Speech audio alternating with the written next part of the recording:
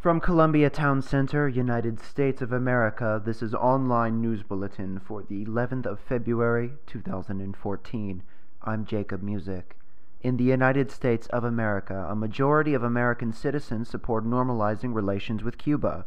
A poll by the Atlantic Council, and cited by Reuters, showed that more than 50% of Americans and more than 60% of Floridians support lifting the embargo. Florida's former governor, Charlie Crist, also expressed his support for a reversal in policy in a television interview Friday. The United States discontinued relations with Cuba after its revolution and then strengthened the embargo after the U.S.'s failed invasion of the island. A record number of expatriations from the United States took place in the third quarter 2013. The U.S. Department of the Treasury is required to publish a list of Americans who give up their citizenship or green cards every year. According to the Treasury number, there was a 221% increase in those unbecoming Americans from 2012 to 2013. A former U.S. Navy cryptologist named Robert Hoffman was sentenced to 30 years in prison for the crime of attempted espionage. According to the Navy, Hoffman interacted and tried to broker deals with undercover FBI agents, whom he thought were agents from the Russian Federation. It is not known if Hoffman was initially approached by Russia or was taking the initiative of his own volition. In the Middle East, protesters in Turkey are objecting to a new law that would put the internet under the control of their government. Mainstream media in Turkey is already seen to be under the control of authorities. In the past few years, those advocating for an unregulated press have had to contend with government legislation in the US and the UK as well.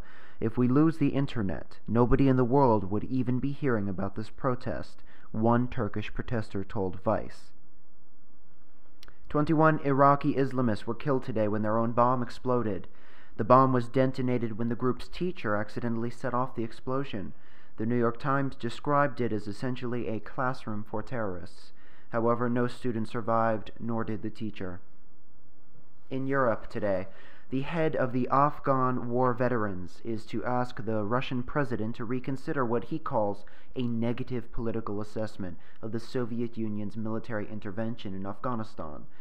Russia deployed military forces in Afghanistan in 1979 after repeated requests by the communist government in Kabul for help in trying to suppress armed Islamist opposition. The war lasted for over 9 years and ended in early 1989 with complete withdrawal of Soviet troops. The pro-Soviet government survived for 3 more years and fell only after the collapse of the Soviet Union, when it stopped supplying weapons and goods. In the West, it is still largely taught and viewed that this operation was a war of aggression similar to that of the U.S. in Iraq, and many do not know that the USSR and the Democratic Republic of Afghanistan were close allies at this point in time. EU officials in Brussels reportedly reconsidering relations with Switzerland after a referendum passed that would limit the freedom of movement. The referendum, which was put forward by a populist right-wing party, passed by 0.3% this week and appears to be in violation of several EU treaty statutes.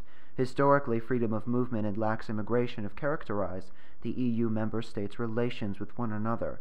Vidar Helgesen, Norway's EU minister, delivered his country's official response to the Swiss referendum, saying, "This will create problems for the Swiss business sector and the economy, which have benefited greatly from labor immigration from the EEA, as has Norway. It will be interesting to see what consequences this has for Switzerland's relations with the EU. The Swiss people have expressed their disagreement with their government on an important aspect of Switzerland's relations with other countries. Norway would like to emphasize the importance of free movement of persons for growth and prosperity in an open economy."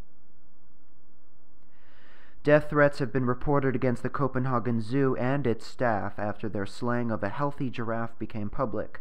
The story quickly spread online, and people who had never heard of the zoo before were now outraged. Zoo staff have not been harmed. That was Online News Bulletin.